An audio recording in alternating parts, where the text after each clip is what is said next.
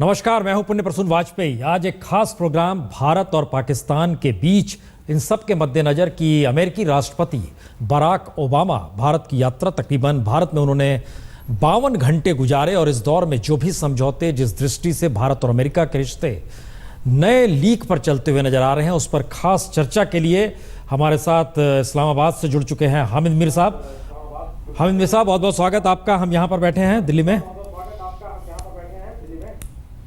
जी बहुत बहुत शुक्रिया वाजपेयी साहब।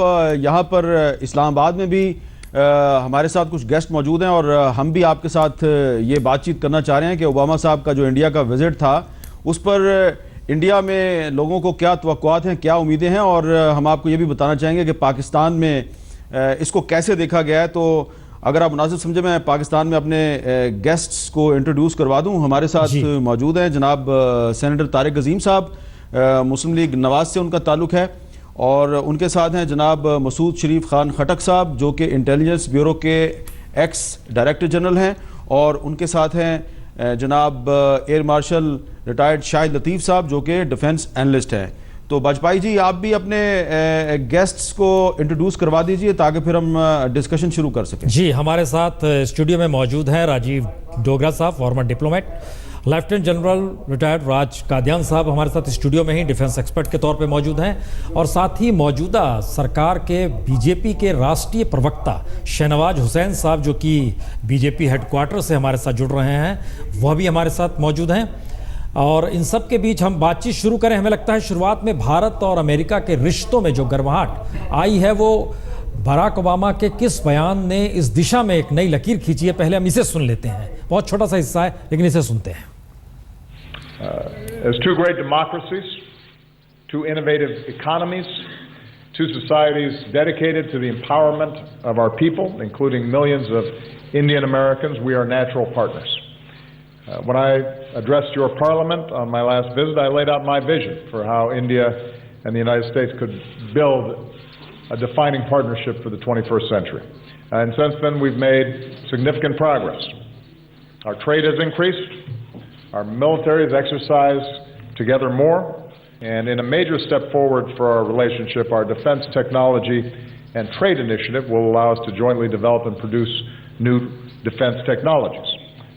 We've also agreed to a new vision for the Asia Pacific so that we're doing more together to advance our shared security and prosperity in this critical region. I thanked the Prime Minister for India's strong counterterrorism cooperation and reiterated, even as America's combat mission is over in Afghanistan, we're going to continue to be strong and reliable partners for the Afghan people who have benefited from India's generous assistance over many years. Natural ally के तौर पर America के राष्ट्रपति ने भारत की पीठ भी थपथपाई, और खासतौर से हामिद मीर साहब, अफगानिस्तान को लेकर भी पीठ थपथपाई गई। वहां पर किस तरीके का रिएक्शन है इस पूरी यात्रा को लेकर? जी हाँ वाजपेयी साहब, एक चीज़ तो बड़ी वाज़ेह है कि ये इंडिया और अमेरिका के बायलैटरल रिलेशंस हैं, और पहले भी ओबामा साहब 2010 में इंडिया गए थे और पाकिस्तान नहीं आए थे, और अब 2015 में भी वो इंडिया गए, पाकिस्तान नहीं आए। तो लेकिन इसमें उन्होंने कुछ बातें ऐसी की हैं जिन पे कि पाकिस्तान में बहुत से सवाल उठ रहे हैं। ख़ास तौर पे ये जो अभी आपने जो स्टेटमेंट उनका सुनवाया, उसमें उन्होंने डिफेंस टेक्नोलॉजी का जिक्र किया। तो पाकिस्तान में ये सवाल उठ रहा है कि ये डिफेंस टेक्नोलॉजी जो है इंडिया और अमेरिका के दरमियान जो डिफेंस कोऑपरेशन है, ये इसका टारगेट कौन होगा?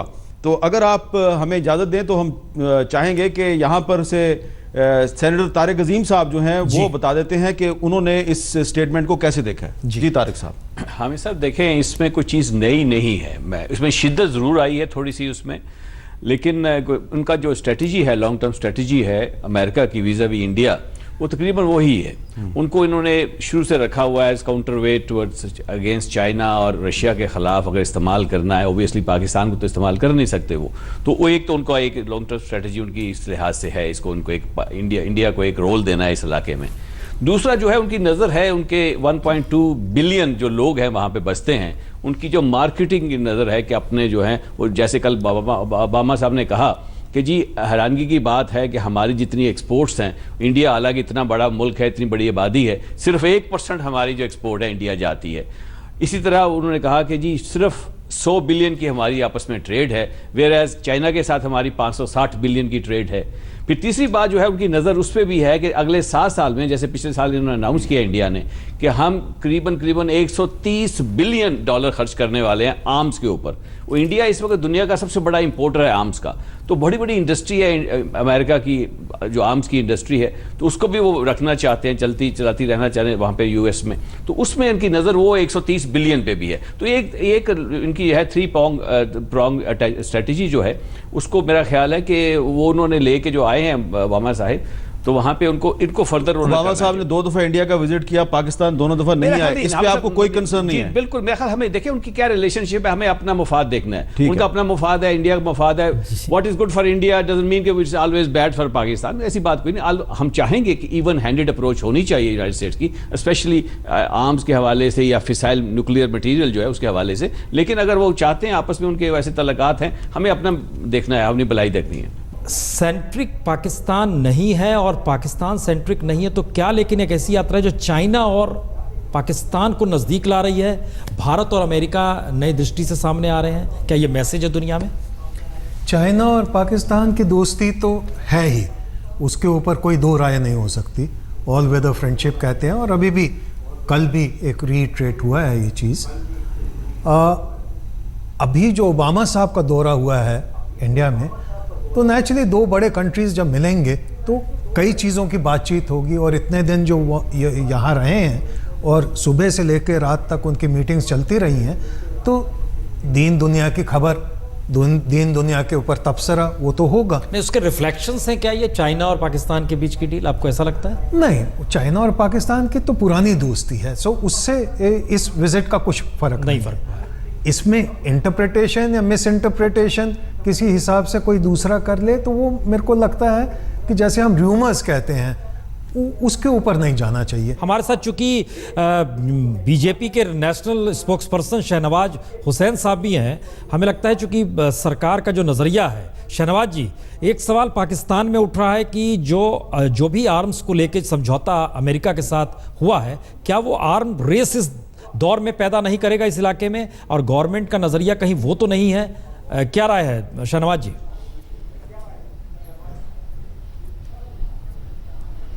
देखिए, जो इस पर जो समझौता है वो इसलिए नहीं है कि हम रेस में जाना चाहते हैं। भारत एक मजबूत मुल्क है, सक्षम मुल्क है, और हमें अपनी रक्षा का पूरा अधिकार है, और इसलिए हम अपने तहफ़्फ़ुज़ के लिए जो चीज़ कर सकते हैं वो कर रहे हैं। तो बहुत सी चीज़ों में अपग्रेडेशन होना है, और आप जानते हैं कि बहुत दिनों से अपग्रेडेशन हुआ नहीं है, बहुत सारी परचेज हुई नहीं है। तो उस सिलसिले में हमने अपने लिए, हर मुल्क अपने लिए कोशिश करता है, हमने भी अपने लिए कोशिश की है। तो भारत सक्षम होना चाहिए, इसके लिए हमने ये काम किया है, न कि रेस के लिए किया है। नहीं तो राशिद लतीफ़ साहब, आपको ऐसा क्यों लग रहा है कि इस पूरे इलाके में इससे आर्म रेस की स्थिति आएगी और जो एंटी चाइना, एंटी रशिया की जो स्थिति अमेरिका के जरिए ये नजर आने लगेगी? नाम मेरा शाहिद लतीफ़ है जी शाहिद लतीफ़ साहब, सॉरी। मैं उसकी जस्टिफिकेशन मैं आपको बड़ी सिंपल देता हूं। सिर्फ एक ही चीज़ नहीं है जिसको हम देख रहे हैं, ये जो डिफेंस ट्रेड की आपस में बात हुई है, मैं इसको एक और एंगल से भी देख रहा हूं, और वो ये है जो आपकी सिविल न्यूक्लियर टेक्नोलॉजी के बारे में डील हुई है। देखिए, ये कई साल से आपका मामला चल रहा था इंडिया और अमेरिका के दरमियान, और इतने सालों से आपके दरमियान 2 मामला थे जो उलझे हुए थे, और उनमें एक था ट्रैकिंग डिवाइस का और दूसरा था लायबिलिटी का। ये दोनों मामलात यकदम पिछले 1 साल में किस तरह इतनी तेजी से बढ़े कि ये मामला अब तय भी हो गया, और जो इंटरनेशनल रूल्स रेगुलेशंस हैं आईएई की, उसको वेव ऑफ कर दिया गया, यानी अब ट्रैकिंग नहीं होगी। आपको याद होगा कि भारत ने कनाडा से फिसाइल मटेरियल्स लिए थे और उसके अंदर डाइवर्ट किया था इसको आपने अपने एटमी प्रोग्राम की तरफ, जिसकी वजह से कनाडा से फिसाइल मटेरियल्स की दस्तयाबी आपको बंद कर दी गई थी। क्या मैं ये सोचने पे मजबूर नहीं आज कि आज भी अगर ये ट्रैकिंग सिस्टम जो कि इंटरनेशनल लॉज का हिस्सा है वो हटा दिया जाता है, तो आपका यही जो आप तवानाई के सिलसिले के लिए ले रहे हैं फिसाइल मटेरियल, ये आपके एटमी प्रोग्राम की तरफ क्यों नहीं जाए? हमें लगता है जवाब इसका ले लेते हैं, आप ठीक कह रहे हैं। आपकी आर्म्स की ट्रेड को इस चीज के साथ तो मुझे काफी खदशात नजर आते हैं। शाहिद साहब, हम जवाब ले लेते हैं, चूंकि राजीव डोगरा साहब हमारे साथ हैं। राजीव डोगरा साहब, जो सवाल उठ रहा है उसका जवाब। देखिए, मेरे को लग रहा था जैसे शुरुआत हुई है इस प्रोग्राम की कि ये शायद भारत पाकिस्तान के यूजुअल प्रोग्राम से अलग होगा। आप दोनों एंकर्स बड़े सीनियर हैं, उनके यहाँ से बहुत ही रिस्पेक्टेड तारिक अजीम साहब और दूसरे हैं। तो मेरी गुजारिश यही होगी कि सवाल जवाब की जगह हम आगे बढ़ने की सोचें, पर जो सवाल हो चुके हैं दो, डिफेंस और न्यूक्लियर के, उनका मैं जरूर जी न्यूक्लियर वाला जो है, न्यूक्लियर वाले में जो आप ट्रैकिंग कह रहे हैं, वो ट्रैकिंग तो IAEA ज़रूर करेगा, और इसी को समझाया गया था हमारे नेगोशिएटर्स ने कि आप चिंता ना करें अमेरिका, हम तो बल्कि ओपनली इंटरनेशनल ऑर्गेनाइजेशन के साथ ये समझौता कर चुके हैं with American sort of understanding, और हम खुले हैं, जो भी आप देंगे सामान देंगे, ये न्यूक्लियर पावर प्लांट जो आगे भविष्य में लगेंगे, फ्यूचर में लगेंगे, उनकी ट्रैकिंग होगी पर IAEA के साथ। सो उसमें मेरे को लगता है आपको जो इन्फॉर्मेशन मिली है वो थोड़ी सी गलत है। भारत ओपन सोसाइटी है और भारत को ऐसा कुछ छुप वुप कर नहीं करना। मैं खुशब की बात नहीं कर रहा, जो चौथा प्लांट आपका लगा है उसकी बात नहीं कर रहा, क्योंकि मैं झगड़े में जाना नहीं चाहता। डिफेंस का जो है उसकी मैं एक और आपको मिसाल देना चाहता हूं, क्योंकि और इसमें मैं ये भी नहीं जानना चाहता कि भाई दुनिया की आइडियल सिचुएशन तो ये होगी कि सिर्फ पुलिस हर जगह काम करे, डिफेंस फोर्सेस खत्म हो जाएं, तो उससे बढ़िया तो कोई चीज़ नहीं होगी। पर जब तक वो नहीं होता तब तक हर देश को अपनी आपको मजबूत करना पड़ेगा जैसे वो सोचता है कि उसके लिए ठीक है।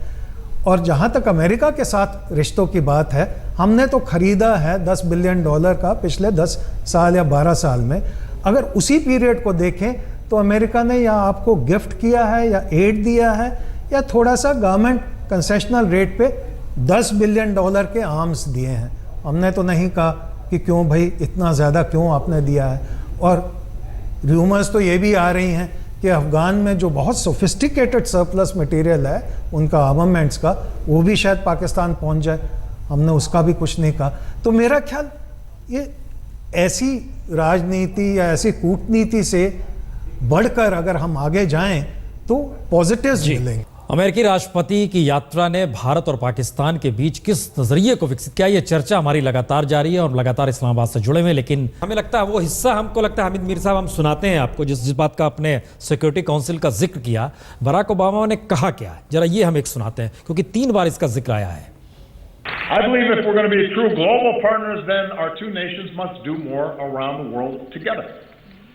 So to ensure international security and peace, multilateral institutions created in the 20th century have to be updated for the 21st. And that's why I support a reformed United Nations Security Council that includes India as a permanent member.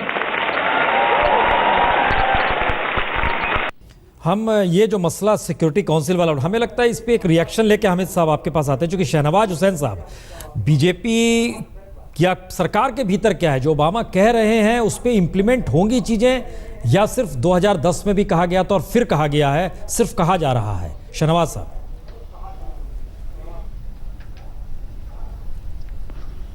नहीं, देखिए, बहुत दिनों से भारत की ये ख्वाहिश है और ये कोशिशें हर सरकार में हुई है, लेकिन सिक्योरिटी काउंसिल में हमारी मेंबरशिप होनी चाहिए।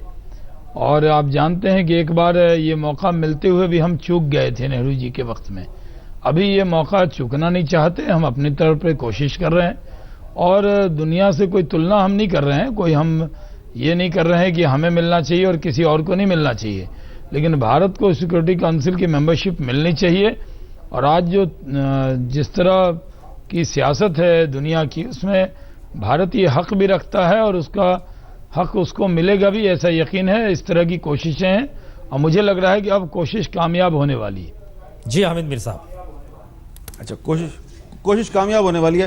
तारिक अजीम साहब, इंडिया 1955 से कोशिश कर रहा है यूएन सिक्योरिटी काउंसिल की परमानेंट मेंबरशिप के लिए, और अगर हम जो कंपोजिशन देखें, जो 5 मेंबर्स हैं उनके, उसमें अमेरिका है, उसमें यूके है, उसमें रशिया है, फ्रांस है और चाइना है। तो इसमें जो अगर कॉन्टिनेंट कोई मिसिंग है तो वो अफ्रीका का कॉन्टिनेंट जो है वो मिसिंग है। कॉन्टिनेंट की मिसिंग की बात नहीं है जी, सो हैपन्स कि जितने ममालिक जो हैं सिक्योरिटी काउंसिल के मेंबर हैं, वो also happen to be the declared nuclear powers. तो डिक्लेयर्ड न्यूक्लियर पावर्स में अगर आप देख लें तो दुनिया सारी जानती है कि 2 और न्यूक्लियर पावर्स हैं, एक इंडिया है, एक पाकिस्तान है। तो एक नेचुरल सी बात होती है कि अगर 5 वो हैं, 2 ये भी, अगर इंडिया आता है तो पाकिस्तान को भी आना होगा। 57 इस्लामिक कंट्रीज़, मैं समझता हूँ यूनानिमसली डिसाइड यही करेंगे कि अगर इस्लामिक कंट्रीज़ में किसी को जाना है तो Pakistan probably being a nuclear power और अपनी जो पोजीशन है पाकिस्तान की इस्लामिक वर्ल्ड में, तो ये नेचुरल बनता है, हकदार बनता है उसका। अब जाते हैं, इंडिया जाता है वहाँ पे और अगर सिक्योरिटी काउंसिल में जाके अपना पॉजिटिव रोल प्ले करता है और पाकिस्तान भी वहाँ पे होता है, तो मेरा ख्याल है कोई इसमें मजाकी की कोई बात नहीं है। तो हमें अपना हक, हमारा भी हक है वहाँ पे जाने का। बहुत ही नाजुक मामलात पर बातचीत हो रही है और दोनों तरफ के जो मेहमान हैं कोशिश कर रहे हैं कि एक दूसरे से उलझे बगैर ऑब्जेक्टिव अंदाज में गुफ्तगू करें। मसूद शरीफ खटक साहब, जो शाहनवाज साहब हैं, जो बीजेपी से जिनका ताल्लुक है, वो कह रहे हैं कि इंडिया अब इसके बहुत करीब है। तो आप सिक्योरिटी काउंसिल जी नहीं, मेरा नहीं ख्याल, इनको खुद भी वक्त गुजरते हुए हकीकत पसंदी से अगर काम लें तो देखेंगे कि इतना आसान काम नहीं है और अभी इतना करीब नहीं है, इतना पता नहीं कितना और सफ़र होगा। ये नहीं कि ये मेरी ख्वाहिश है, हकीकत ये है कि there will be a lot of, अभी जैसे ये एटॉमिक डील जो न्यूक्लियर सिविल यूएस की और उसके बाद अब उस पर चाइनीज़ का क्या रिएक्शन आया।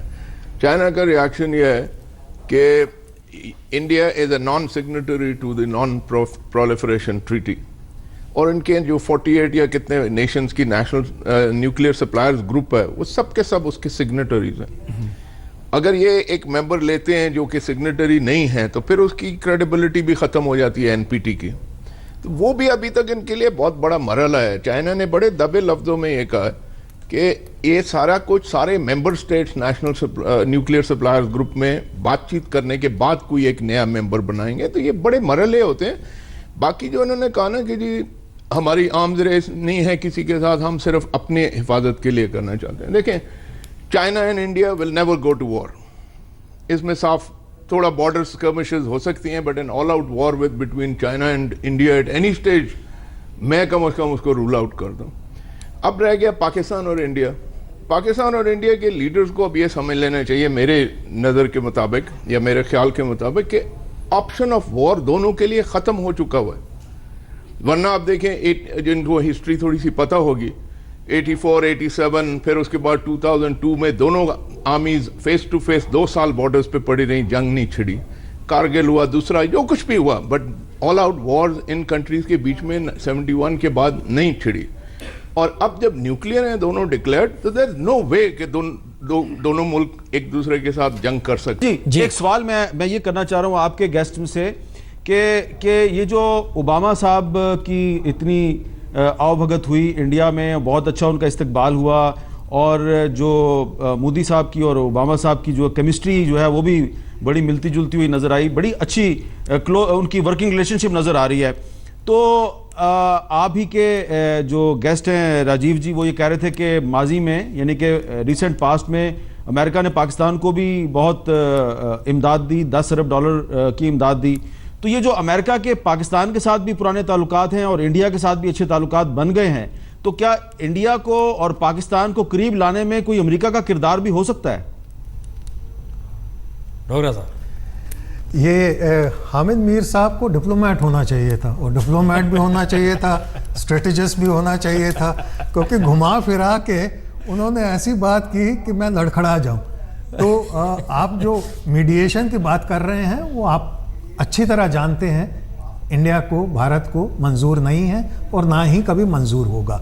सो हमको ऐसी चीज़ सोचनी चाहिए कि जैसे आप और हम टीवी स्टूडियोज़ में बैठ के फॉर ए चेंज अच्छी तरह बात कर रहे हैं, मुस्कुरा के बात कर रहे हैं, तो हमारे लीडर और हमारे नेगोशिएटर्स और हमारे डिप्लोमेट्स भी इस तरह कर सकते हैं। आप अमेरिका की तरफ क्यों भागते हैं हर टाइम? मैं विजिट से 2 हफ्ते पहले आपका ध्यान दिलाना चाहता हूं, प्रेस रिपोर्ट थी कि अमेरिका ने पाकिस्तान को वार्निंग दी है। वार्निंग नहीं, आप उसको कॉशन कहें, एडवाइस कहें, कहीं ना कहीं कहा है कि भाई ओबामा की विजिट के दौरान कोई टेरर अटैक हिंदुस्तान पर नहीं होना चाहिए। इससे 2 बातें जाहिर है। नंबर 1 कि अमेरिका ये समझता है, जैसा हम अभी तक समझते हैं, कि भारत पर जो टेरर अटैक होते हैं वो पाकिस्तान की धरती से आते हैं, और इससे भी ज़्यादा अहम जो बात वो ये है कि अमेरिका ये समझता है कि इन टेररिस्ट अटैक को पाकिस्तान सरकार कंट्रोल कर सकती है। तो कहीं ना कहीं आपको ये सोचना चाहिए, आजकल सिर्फ अमेरिका नहीं, यूरोप में भी टेरर अटैक हो रहे हैं, फ्रांस बेल्जियम में हो चुके हैं। आप कहीं ना कहीं अकेले पड़ जाएंगे। उम्मीद थी कि पेशावर के बाद आपकी पॉलिसी टेररिज्म के खिलाफ, ये खतरा हमको ही नहीं आपको भी है, पेशावर ने इसके साफ इसका सबूत दिया है, तो कहीं ना कहीं उसको आप काबू करें। हर टेररिस्ट को टेररिस्ट समझे, ओबामा में भी कहा है कि हर ग्रुप टेररिस्ट का टेररिस्ट होते हैं। आप शायद हमारी नज़र में, मैं गलत हो सकता हूँ, आप शायद वो नहीं समझ पाए। भारत बड़ा देश है, हमारी साइज बड़ी है, हमारे रिसोर्सेज ज़्यादा हैं। रिएक्शन लेते हैं क्योंकि ये बड़ा महत्वपूर्ण सवाल हो रहा है कि अमेरिकी राष्ट्रपति आने से पहले कहते हैं कि टेरर अटैक नहीं होना चाहिए। मैं इस पे चाहूंगा कि मैं अपने गेस्टों से रिएक्शन लूं। लेकिन ये जो बात करते हैं कि जी वो अमेरिका ने कहा पाकिस्तान से कि ड्यूरिंग द विजिट, उनकी जो ओबामा साहब की विजिट है उसके दौरान हमको इस किस्म के हरकत नहीं करेंगे। देखिए पिछली दफ़ा भी हुआ था 2000, आपको याद होगा जब प्रेसिडेंट क्लिंटन आ रहे थे, जो चितन सिंहपुरा का एक वाकया हुआ, 36 सिख को मारे गए। आज भी 2012 तक वो सुप्रीम कोर्ट में केस पड़ा हुआ है जहां पे उनको पता चला कि ये उनकी तरफ से खुद एक क्रिएट किया गया था, सीन क्रिएट किया गया था। खुद इंडियन आर्मी बल्कि राष्ट्रीय राइफल की जो थे लोग, उनको चार्ज भी किया गया, चार्जशीट किया गया उनके कमांडिंग अफसर को, 4 दूसरे ऑफिसर्स को, कि आप लोगों ने जानबूझ के क्रिएट किया सीन, उनको मारा गया। और उसके बाद DNA भी उनका जो था उसको भी उन्होंने गड़बड़ की उसके साथ, ताकि वो कन्विक्ट भी ना हो सके। और आज तक वो केस मेरा ख्याल पड़ा हुआ है सुप्रीम कोर्ट में।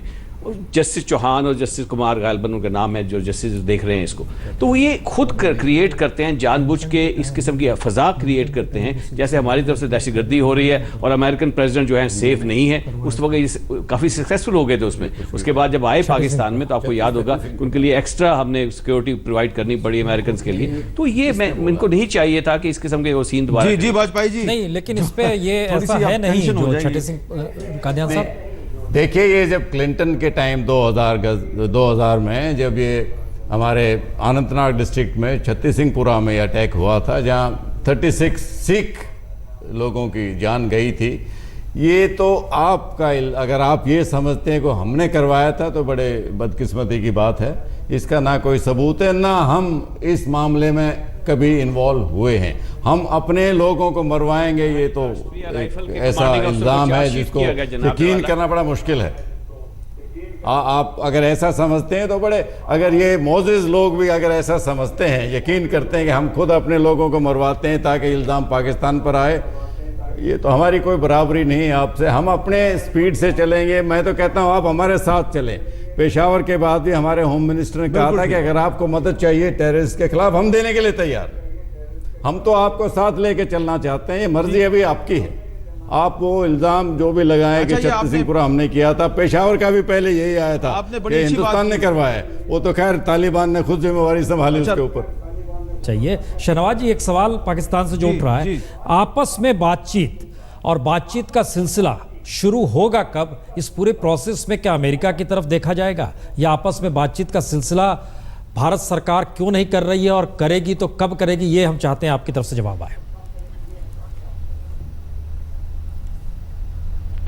देखिए, हमारी तरफ से पूरी कोशिश हुई है। आप जानते हैं कि परसेप्शन ये बना था कि मोदी सरकार आएगी तो पाकिस्तान से रिश्ते कैसे होंगे, लेकिन जब मोदी जी प्राइम मिनिस्टर बने, नवाज शरीफ साहब आए और नवाज शरीफ साहब से साफ तौर पे उनको भी पूरी इज्जत दी गई, पूरे उनको सम्मान दिया गया और ये कहा गया कि देखिए धमाकों की गूंज में बातचीत सुनाई नहीं देती, हमको रिश्ता ऐसा रखना चाहिए जिसमें बातचीत हो सके।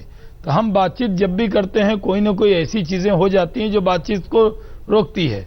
पाकिस्तान के ये लोग कहते हैं कि नहीं साहब, बातचीत तो जारी रहनी चाहिए, चाहे वो टेररिज्म हो भी रहा हो, बातचीत नहीं रोकना चाहिए।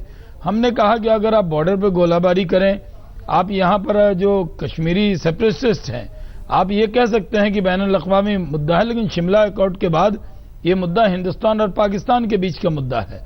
इसमें हमें ही बात करना, हम किसी तीसरे की दखल इसमें नहीं चाहते हैं।